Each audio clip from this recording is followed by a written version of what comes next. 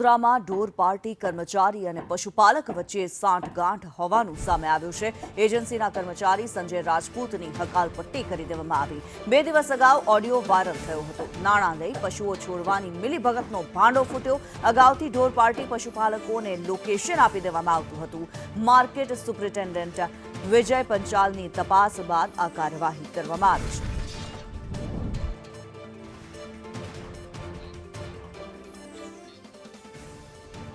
કુણાલ શર્મા વધુ વિગતો જણાવી રહ્યા છે। કુણાલ, ઢોર પાર્ટીના કર્મચારી અને પશુપાલક વચ્ચેની સાંઠગાંઠ ખુલી છે, શું માહિતી છે, શું મામલો છે? વડોદરા શહેરમાં ઘણા સમયથી રખડતા ઢોરનો આતંક હતો, તેના કારણે ઘણા લોકોએ પોતાના અંગો ગુમાવ્યા હતા, જીવ પણ ગુમાવ્યા હતા અને ત્યારબાદ વડોદરા મહાનગરપાલિકા એક્શનમાં આવી હતી અને 3 થી 4 શિફ્ટમાં આ ઢોર પાર્ટીઓને રખડતા ઢોર પકડવાની કામગીરી સોંપવામાં આવી હતી।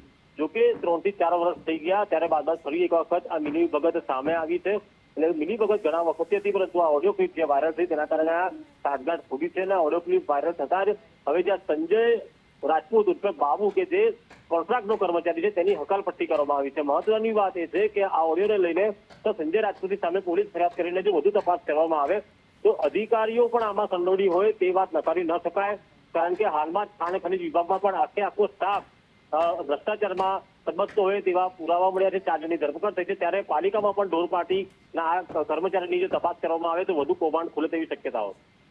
જી, ધન્યવાદ કુણાલ માહિતી માટે।